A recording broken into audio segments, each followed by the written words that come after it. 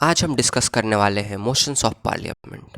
Parliament में बहुत सारे मोशंस इंट्रोड्यूस होते हैं और इन मोशंस को लेकर स्टूडेंट्स में बहुत सारे कन्फ्यूज़न होते हैं, क्लैरिटी नहीं होती कॉन्सेप्ट की।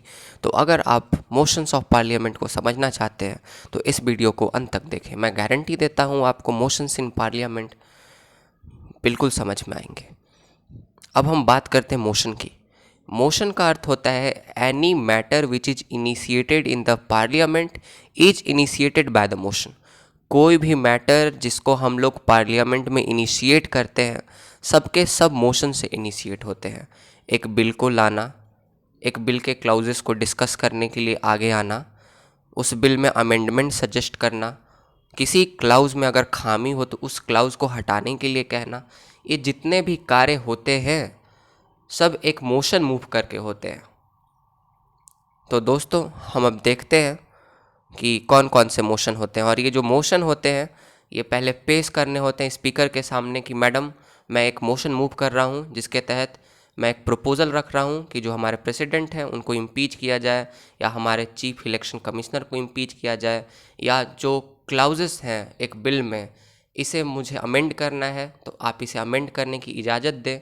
तो ये सब जितने भी कार्य होते हैं सब मोशन के द्वारा किए जाते हैं। और ये जो मोशन है पेश किया जाता है स्पीकर के सामने। स्पीकर फिर इजाज़त देती है, आज्ञा देती है कि हाँ इस पर डिस्कशन शुरू किया जाए। और जब एक मोशन पास हो जाता है, सिर्फ मोशन इंट्रोड्यूस किया जाता है, मोशन इंट्रोड्यूस हुआ तो इसका ये मतलब नहीं वो कार्य हो गया। हमने मोशन लाया, हमने प्रपोज़ल लाया दैट हम इम्पीच करना चाहते हैं प्रेसिडेंट को, तो प्रपोज़ल जैसे ही पार्लियामेंट में आया इसका ये मतलब नहीं कि इम्पीच हो गया प्रेसिडेंट। नहीं, कोई भी मोशन को इफ़ेक्ट में आने के लिए, कोई भी मोशन को इम्प्लीमेंट होने के लिए उसे पार्लियामेंट से पास होना होता है। और बिना पार्लियामेंट से पास हुए कोई भी मोशन लागू नहीं होता। तो मोशन अभी क्या होता है, जो हम लोग इनिशिएट कर रहे हैं मैटर को पार्लियामेंट में, उसे मोशन बोलेंगे। अब हम टाइप्स ऑफ मोशन को डिस्कस करेंगे। पहला होता है सब्सटैंटिव मोशन। सब्सटैंटिव मोशन एक इंडिपेंडेंट मोशन होता है जो कि पार्लियामेंट के सामने लाया जाता है। ये लोकसभा में भी लाया जा सकता है, राज्यसभा में भी लाया जा सकता है। कोई इम्पॉर्टेंट मैटर होता है जिसे जो सदस्य हैं पार्लियामेंट के सामने रखना चाहते हैं, और जो इंडिपेंडेंट मैटर होता है उसे सब्सटैंटिव मोशन के द्वारा लाया जाता है। जैसे कोई मेंबर चाहता है इम्पीचमेंट ऑफ द प्रेसिडेंट, तो अगर वो लोकसभा में इम्पीच करना चाहता है प्रेसिडेंट को तो पहले जो 100 लोग हैं 100 लोग साइन करके स्पीकर को जाकर प्रपोजल सौंपेंगे और मोशन इनिशिएट हो जाएगा। तो ये इंडिपेंडेंट होता है नेचर का और ये पार्लियामेंट में पेश किया जाता है इसलिए ताकि जो डिसीजन है मेंबर पार्लियामेंट के वे ले सकें। So it is the self-contained independent proposal dealing with very important matter like impeachment of president or removal of chief election commissioner. अब आगे आते हैं सब्स्टिट्यूट मोशन। मान लीजिए मैंने एक मोशन को मूव किया। अब मैंने एक मोशन को मूव किया, मैं चाहता हूँ कि हाई कोर्ट के एक जज को रिमूव किया जाए। मैंने ये मोशन मूव किया। अब मैं चाहता हूँ नहीं, सिर्फ हाई कोर्ट के जज को ही नहीं मूव किया जाए, रिमूव किया जाए, उसके साथ साथ उस हाई कोर्ट के चीफ जस्टिस को भी रिमूव कर दिया जाए, क्योंकि अनकॉन्स्टिट्यूशनल बिहेवियर उसने भी शो किया था। तो सबसे पहले मैंने एक मोशन रखा, एक प्रपोजल रखा, फिर उस प्रपोजल के बदले उसके सब्स्टिट्यूट के तौर पे मैंने एक और प्रपोजल रखा। तो जो अगला प्रपोजल रखा गया जो कि सब्स्टिट्यूट के तौर पे काम करता है ओरिजिनल प्रपोजल का, उसको बोलते हैं सब्स्टिट्यूट मोशन। तो जो मैंने बोला कि नहीं सिर्फ एक जज को नहीं, चीफ जस्टिस भी वहाँ हाई कोर्ट का है, वो भी करप्ट था, उसे भी मूव किया जाए, रिमूव किया जाए। तो ये हो गया सब्स्टिट्यूट मोशन। अर्थात आपने एक ओरिजिनल मोशन पेश किया और आप उस ओरिजिनल मोशन के बदले एक सब्स्टिट्यूट पेश करना चाहते हैं और कहते हैं कि इस सब्स्टिट्यूट मोशन पे फैसला हो। और अगर उस सब्स्टिट्यूट मोशन पे फैसला हो जाता है, अगर वह पास हो जाता है, तो फिर जो ओरिजिनल मोशन है, ओरिजिनल मोशन का वैल्यू ख़त्म हो जाता है और सब्स्टिट्यूट मोशन ही ओरिजिनल मोशन के रूप में उसे माना जाता है। ये भी लोकसभा और राज्यसभा दोनों में इनिशिएट हो सकता है। अगला है सब्सिडियरी मोशन। सब्सिडियरी मोशन अपने आप में कोई इंडिपेंडेंट मोशन नहीं होता, ये प्रोसीड्यूरल इन नेचर होता है। मैंने एक मोशन को पेश किया, मान लीजिए मैंने एक बिल को पेश किया, तो जो बिल था, बिल एक तरह से आपका सब्सटैंटिव मोशन हो गया। मैंने उस बिल को प्रपोज किया, पेश किया, मोशन के तौर पे उसे लाया। अब मैं चाहता हूँ कि उसके किसी क्लॉज पे डिस्कशन करूँ, तो क्लॉज पे डिस्कशन करने के लिए मुझे उसे सब्सिडियरी मोशन के द्वारा आगे बढ़ाना पड़ेगा, that I want to discuss on this clause. तो आप क्या कर रहे हैं, आप प्रोसीड्योर को आगे बढ़ा रहे हैं, आप प्रोसेस को आगे बढ़ा रहे हैं। तो इसीलिए जो सब्सिडियरी मोशन है ये प्रोसीड्यूरल इन नेचर का होता है और खुद में इसका कोई मीनिंग नहीं होता है। जो ओरिजिनल मोशन है जो आपने लाया, उसको ये एक तरह से सप्लीमेंट करता है, इसका अपने में कोई मीनिंग नहीं होता। अब आगे हम बात करते हैं कॉलिंग अटेंशन मोशन की। कॉलिंग अटेंशन मोशन दोनों हाउस में लाया जा सकता है, लोकसभा में भी और राज्यसभा में भी। इसका पर्पस होता है कि जो पब्लिक इम्पोर्टेंस का मुद्दा है हमारे देश में और वह जिस मिनिस्ट्री से रिलेटेड है, उस मिनिस्ट्री का, उस मिनिस्टर का, उस पब्लिक इम्पोर्टेंस के मुद्दे की तरफ हम ध्यान खींचें, यही होता है कॉलिंग अटेंशन मोशन। ये इसलिए करते हैं ताकि जो मिनिस्टर हैं उनको हम रिस्पॉन्सिबल बना सके। आप जानते हैं ना, जो मिनिस्टर्स होते हैं they are accountable and they are responsible to the legislature. अब अकाउंटेबल और लेजिस्लेचर कैसे होंगे, तो यही सब टूल्स से कॉलिंग अटेंशन मोशन। अगर आप उनको रिस्पॉन्सिबिलिटी अगर उनको पेश करनी है लेजिस्लेचर में, तो कोई लेजिस्लेचर बोलेंगे ये पब्लिक इंपॉर्टेंस का मुद्दा है, आपके डिपार्टमेंट से जुड़ा हुआ है, आपके मिनिस्ट्री से जुड़ा हुआ है, इस पर अच्छे से कार्य नहीं हो रहा है, you are responsible for it, आप इसके बारे में स्टेटमेंट दें, ये ऐसा क्यों हो रहा है। तो फिर जो वह मिनिस्टर होता है उसे स्टेटमेंट देना ही होता है इस मोशन के बाद। जब ये मोशन पास हो जाता है कॉलिंग अटेंशन मोशन, तो इस मोशन के बाद उस मिनिस्टर को उस जो पब्लिक इम्पोर्टेंस का मुद्दा जो उठाया गया उसकी रिस्पॉन्सिबिलिटी लेनी पड़ती है और उस पर स्टेटमेंट देना पड़ता है। तो यही होता है दोस्तों कॉलिंग अटेंशन मोशन। अब अगला हम बात कर रहे हैं एडजॉर्नमेंट मोशन। एडजॉर्नमेंट मोशन और कॉलिंग अटेंशन मोशन में थोड़ा डिफरेंस होता है, एक जैसे दोनों साउंड करेंगे पर मैं पहले डिफरेंस बता दूं। कॉलिंग अटेंशन मोशन दोनों हाउसेस में हो सकता है, लोकसभा में भी हो सकता है, राज्यसभा में भी हो सकता है। लेकिन जो एडजॉर्नमेंट मोशन है सिर्फ और सिर्फ लोकसभा में हो सकता है। इसका भी वही काम है कि कोई पब्लिक इम्पोर्टेंस का मुद्दा है, नेशनल इम्पोर्टेंस का मुद्दा है जो कि हमारे देश में घटित हो रहा है और उस मिनिस्ट्री से रिलेटेड है, तो उस मिनिस्ट्री का ध्यान खींचने के लिए हम लोग क्या करते हैं, एडजॉर्नमेंट मोशन पेश करते हैं। कॉलिंग अटेंशन मोशन भी इसीलिए पेश करते थे, लेकिन उसमें हम सिर्फ क्या करते थे, कॉलिंग अटेंशन मोशन में बस उसमें हम मिनिस्टर का स्टेटमेंट लेते थे और काम समाप्त हो जाता था। इसमें जिस पब्लिक इम्पोर्टेंस के मुद्दे पर हम मिनिस्टर का ध्यान खींच रहे हैं उसमें सिर्फ हम उसका स्टेटमेंट नहीं लेंगे बल्कि उस पर हम डिस्कस करेंगे। और एडजॉर्नमेंट मोशन से जो पब्लिक इम्पोर्टेंस का मुद्दा सामने आएगा वह ज़्यादा इम्पॉर्टेंट होगा उससे जो कि कॉलिंग अटेंशन मोशन से आएगा। तो दोस्तों ये सब कुछ डिफरेंसेस हैं। फिर उसके बाद अगर आप एडजॉर्नमेंट मोशन को इनिशिएट करना चाहते हैं तो आपको कम से कम 50 लोकसभा के मेंबर का सिग्नेचर चाहिए, सपोर्ट चाहिए, वह आप स्पीकर को देंगे, तब जाकर एडजॉर्नमेंट मोशन स्टार्ट होगा। Means without the support of the 50 members of the Lok Sabha the adjournment motion can not be started. और एडजॉर्नमेंट मोशन में कंपल्सन होता है कि आपको उस पब्लिक इम्पोर्टेंस के मुद्दे पर कम से कम 2.5 घंटे डिस्कशन करना ही करना है। पर कॉलिंग अटेंशन मोशन में ऐसा कोई टाइम फ्रेम मेंशन नहीं होता। तो मुझे उम्मीद है कि आपको एडजॉर्नमेंट मोशन समझ में आ गया होगा। ये सिर्फ लोकसभा में पेश होता है, आप इसे याद रखें। अगला होता है नो कॉन्फिडेंस मोशन। अगर अपोजिशन पार्टी को लगता है कि जो अभी सरकार चल रही है, जो काउंसिल ऑफ मिनिस्टर अभी है, प्राइम मिनिस्टर, कैबिनेट मिनिस्टर और अन्य जितने भी मिनिस्टर हैं, उनके पास मेजॉरिटी नहीं है लोकसभा में, वह ऐसा फील करते हैं, उन्हें ऐसा रुख लग रहा है कि इसके पास मेजोरिटी नहीं है, यही समय है कि अभी हम सरकार गिरा सकते हैं। या फिर क्रिटिसाइज़ करने के लिए भी कभी कभी नो कॉन्फिडेंस मोशन लाया जाता है, पर मेन मोटिव यही होता है, ऐसा लगता है अपोजिशन दल को कि अभी लोग मेरे साथ हैं। और ये नो कॉन्फिडेंस मोशन तब लाया जाता है जब कॉलिशन गवर्नमेंट बनती है, तोड़ जोड़ की सरकार बनती है। अब मोदी सरकार के खिलाफ कौन लाएगा नो कॉन्फिडेंस मोशन? 350 के आसपास सीट हैं भाई इनके पास, 273 पे मेजोरिटी है, लाएंगे भी तो कोई फ़ायदा नहीं होने वाला। तो नो कॉन्फिडेंस मोशन अपोजिशन तभी लाता है जब उसको लगता है कि जो गवर्नमेंट अभी फंक्शन कर रही है उसके पास मेजोरिटी नहीं है लोकसभा में। और नो कॉन्फिडेंस मोशन के लिए कम से कम आपको 50 मेंबर का फिर से साइन चाहिए इनिशिएट करने के लिए।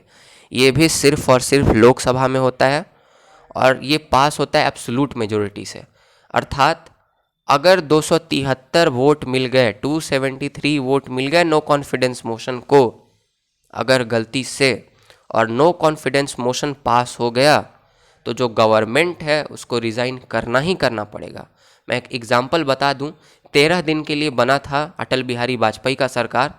कांग्रेस को लगा कि अटल बिहारी वाजपेयी के सरकार के पास मेजोरिटी नहीं है, वह नो कॉन्फिडेंस मोशन लाते हैं और मात्र एक वोट से, जो जयाललिता थी AIDMK की, उनके एक वोट से अटल बिहारी वाजपेयी की सरकार 13 दिन में गिर गई थी।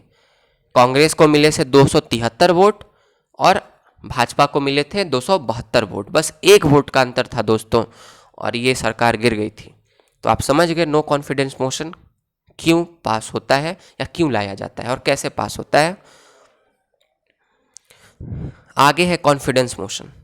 ये थोड़ा काबिल वाबिल बनने के लिए जो सरकार रहती है वह अपना पावर दिखाने के लिए, अपना वर्चस्व दिखाने के लिए, आप अपना शक्ति प्रदर्शन करने के लिए ये टूल को इस्तेमाल करती है। अपोजिशन बार बार बोलते रहता है कि सरकार के पास बहुमत नहीं है, मेजोरिटी नहीं है, मेजोरिटी नहीं है, बस ऐसे झूठ मूठ का। अपोजिशन तो काम है बोलना, अभी भी अब बोलेगा। अभी भी जो अपोजिशन है अभी 2019 के चुनाव के बाद वो भी बोलेगा मेजोरिटी नहीं है, मेजोरिटी नहीं है, जो कि फालतू बात है। मेजोरिटी है सब जानते हैं, अपोजिशन का काम ही होता है अपोज करना। अब बोल रही है, इधर सरकार का दिमाग खराब हुआ, बोला कितना बार सुने यार, नहीं है मेजोरिटी, नहीं है मेजोरिटी, लाओ एक कॉन्फिडेंस मोशन।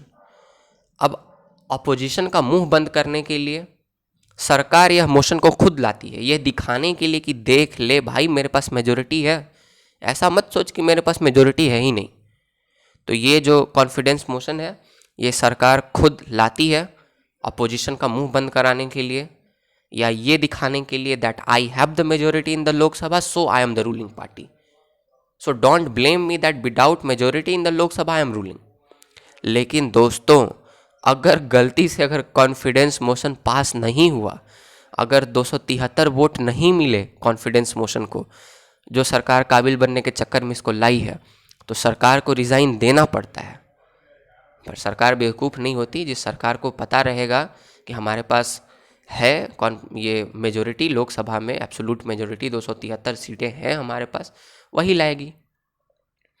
ऐसा मनमोहन सिंह के सरकार ने किया था 2008 के आसपास में, जब 123 एग्रीमेंट USA के साथ न्यूक्लियर एग्रीमेंट साइन हुआ। अब जो अपोजिशन दल थी बोलने लगी मनमोहन सिंह के पास मेजोरिटी नहीं है, फिर भी ऐसा डिसीजन ले रहे हैं। लाया मनमोहन सिंह ने कॉन्फिडेंस मोशन, देख लो भाई मेजोरिटी है, पास हो गया बिल, मेजोरिटी था उनके पास, मिले उनको 273 से ज़्यादा सीटें। तो दोस्तों ये होता है कॉन्फिडेंस मोशन। आगे है सेंसर मोशन। तो सेंसर मोशन और नो कॉन्फिडेंस मोशन में थोड़ा देखिएगा, डिफरेंस समझिएगा, बड़ा इंपॉर्टेंट है। सेंसर मोशन जो है वह सीरियस वार्निंग देने के लिए इस्तेमाल होता है हमारे एग्जीक्यूटिव को, हमारे काउंसिल ऑफ मिनिस्टर को। यह एक मंत्री के खिलाफ लाया जा सकता है, कुछ मंत्रियों के खिलाफ लाया जा सकते हैं, या पूरा का पूरा मंत्री परिषद के ही खिलाफ लाया जा सकता है। It can be brought against one minister और अगेंस्ट फ्यू मिनिस्टर और against entire council of minister to give the serious warning to the executive by the legislature, कि आप भैया सही से काम नहीं कर रहे हैं, दिख रहा है हमको, थोड़ा ठीक से काम कीजिए। और दोस्तों ये सेंसर मोशन अगर पास हो जाता है, अगर एक मिनिस्टर के खिलाफ, ग्रुप ऑफ मिनिस्टर के खिलाफ या इंटायर काउंसिल ऑफ मिनिस्टर के खिलाफ, तो उन्हें रिजाइन तो नहीं देना पड़ता, कंटिन्यू करते हैं पावर में। पर ये अपोजिशन के लिए इंडिकेशन होता है कि सरकार की जो पैठ है लोकसभा में, सरकार का जो मेजोरिटी है लोकसभा में, वह कम हो गया है। और जैसे ही अगर ओपोजिशन को खबर लगा कि सरकार थोड़ा कमज़ोर पड़ गई है, क्योंकि सेंसर मोशन पास हो गया भैया मेजोरिटी से, मतलब सिंपल मेजोरिटी से, उसके लिए आपको 273 वाले नहीं चाहिए, इसमें सिर्फ 50% + 1 प्रेजेंट एंड वोटिंग का चाहिए, सिंपल मेजोरिटी आप सब जानते होंगे। पर ये तो पता चल जाता है कि हाँ सरकार कमज़ोर हो गई थोड़ा सा। ऐसा भी अपोजिशन को लगने लगता है कि शायद बहुमत ना हो सरकार के पास, तो अपोजिशन सेंसर मोशन पास होने के बाद कॉन्फिडेंस में आ जाता है, और ऐसा बोला जाता है कि सेंसर मोशन पास होने के बाद कुछ ही दिनों के बाद अपोजिशन नो कॉन्फिडेंस मोशन लाना चाहता है और लाता भी है। तो दोस्तों ये होता है सेंसर मोशन। ये सीरियस वार्निंग देने के लिए पेश किया जाता है एग्जीक्यूटिव को, ये सिर्फ लोकसभा में लाया जाता है, और ये सिर्फ एक मिनिस्टर के खिलाफ, कुछ मिनिस्टरों के खिलाफ या पूरे सभी मिनिस्टरों के खिलाफ लाया जा सकते हैं। और अगर ये पास हो गया तो ऐसा कुछ नहीं है, रिज़ाइन नहीं देना पड़ता है, पर फिर भी ये एक सीरियस वार्निंग है एग्जीक्यूटिव को कि वह सही से काम नहीं कर रहे हैं। आगे है क्लोजर मोशन। अब आप तो देखते ही होंगे पार्लियामेंट में भेड़ बकरी वाला जो माहौल रहता है, सबको किसी बिल पे सबको डिस्कस करना है। अब सेशन 3 ही बैठते हैं, काम बहुत सारे पार्लियामेंट को करना पड़ता है, लिमिटेड टाइम रहता है। अब एक बिल पे सबको बोलना है। तो क्लोजर मोशन एक बिल पे क्या किया जाता है, बोला जाता है बस डिस्कशन अब बंद करो, बहुत ज़्यादा डिस्कशन कर लिए, समय नहीं है हमारे पास, टाइम की कमी है, अब इसे वोट के लिए फॉरवर्ड करो, अब वोट करो इस पर डायरेक्ट, डिस्कशन बंद करो, अब पास करना है करो, नहीं करना है मत करो। पास तो होगा ही क्योंकि सरकार उसको लेके आई है और सरकार को बहुमत है लोकसभा में, तब तो वो सरकार है। So to overcome, to stop the over discussion और to eliminate the discussion on any bill on any clause due to the limited time, ये क्लोजर मोशंस लाए जाते हैं। अब क्लोजर मोशन के भी बहुत सारे टाइप्स होते हैं। सबसे पहला होता है सिंपल क्लोजर। अब सिंपल क्लोजर इसलिए तब लाया जाता है जब एक बिल आया, उस बिल के हर एक क्लॉजेस पे बहुत डिस्कशन हो गया, सबने अपने अपने राय दे दिए, फिर भी अब और लोगों को डिस्कशन करना है। तो भैया स्पीकर बोलती है, स्पीकर के सामने गवर्नमेंट मूव करती है, सिंपल क्लोजर बोलती है भैया बंद कीजिए डिस्कशन, ज़रूरत से ज़्यादा हो गया और भी बहुत सारा काम करना है, घर भी जाना है, बंद करो, बस इस पे वोट करो, डिसीजन लो। तो जब बहुत ज़्यादा डिस्कशन हो जाता है तो डिस्कशन को क्लोज करके वोट कराने के लिए क्लोजर मोशन होता है, इनफ डिस्कशन हो जाता है। कंपार्टमेंटल क्लोजर ऐसा क्लोजर होता है, इसमें क्या होता है कि जो हाउस है, ये दोनों में होता है, जितने भी क्लोजर्स होते हैं ना, सिंपल क्लोजर है, compartmental closure, kangaroo closure, bulletin closure, ये दोनों हाउसेस में होता है, लोकसभा में भी राज्यसभा में भी। तो ये भी क्वेश्चंस आते हैं कि कौन सा किस में होता है, पहले वाले भी सब याद रखें कि कॉलिंग अटेंशन मोशन किस में होता है, censure motion, no confidence motion, confidence motion, ये सब जितने भी चीज़ें हैं, सिर्फ कॉलिंग अटेंशन मोशन को छोड़ के एडजॉर्नमेंट मोशन, ये सब लोकसभा में होता है। कॉलिंग अटेंशन मोशन जो है ये कहाँ होता है, ये दोनों हाउसेस में, लोकसभा में भी राज्यसभा में भी। कंपार्टमेंटल क्लोजर जो है, कंपार्टमेंटल क्लोजर में क्या होता है, इसमें अब जो सदन है, कोई भी लोकसभा मान लेते हैं, चाहती है हम हर एक पहलू को डिस्कस करें, लेकिन टाइम भी नहीं है हमारे पास, टाइम की भी कमी है, और चाहते भी हैं कि हर एक चीज़ पे डिस्कस करें। तो क्लॉजेस को, एक बिल के क्लॉजेस को डिफरेंट कंपार्टमेंट्स में बांट दिया जाता है, 4 क्लॉजेस कर करके कंपार्टमेंट्स पे बोला जाता है भैया एक एक पे नहीं डिस्कस करो, चारों पर एक साथ डिस्कस कर लो, टाइम बचेगा। तो इसी को बोलते हैं कंपार्टमेंटल क्लोजर। सबको कंपार्टमेंट में बांट कर, ग्रुपिंग कर करके पार्ट्स में, 4 का 5 का ग्रुपिंग एक एक कंपार्टमेंट में पूरे बिल के क्लॉजेस को डिस्कस करके और तब वोट के लिए सामने रखा जाता है। कंगारू क्लोजर में क्या होता है, कंगारू क्लोजर में ये सब सारे क्लोजर इसलिए लाए जाते हैं, टाइम की कमी है, यहाँ भी टाइम की कमी है, समय नहीं है कि हम बहुत ज़्यादा डिस्कशन कर पाए, हर एक क्लाउजेस पे डिस्कशन कर पाएँ एक बिल के, तो हम क्या करते हैं, जो हाइलाइट्स होते हैं, जो इंपॉर्टेंट पॉइंट्स होते हैं, जो इंपॉर्टेंट क्लाउजेस होते हैं बिल के, जैसे मान लेते हैं एक बिल में 20 क्लाउजेस हैं, तो हमें लगता है क्लाउज नंबर 3, क्लाउज नंबर 10 और क्लाउज नंबर 15 और क्लाउज नंबर 20, ये 4 क्लाउजेस इंपॉर्टेंट हैं। तो कंगारू क्लोजर के जरिए क्या होता है, सिर्फ इंपॉर्टेंट क्लॉजेस पे ही डिस्कस होंगे, 3 पे, 5 पे, 15 और 20 पे। मतलब देख रहे हैं कंगारू के जैसा जंप कर करके हम जा रहे हैं, 3 से 5 पे पहुंच गए, 5 से 10 पे पहुंच गए, 10 से 15 से 20।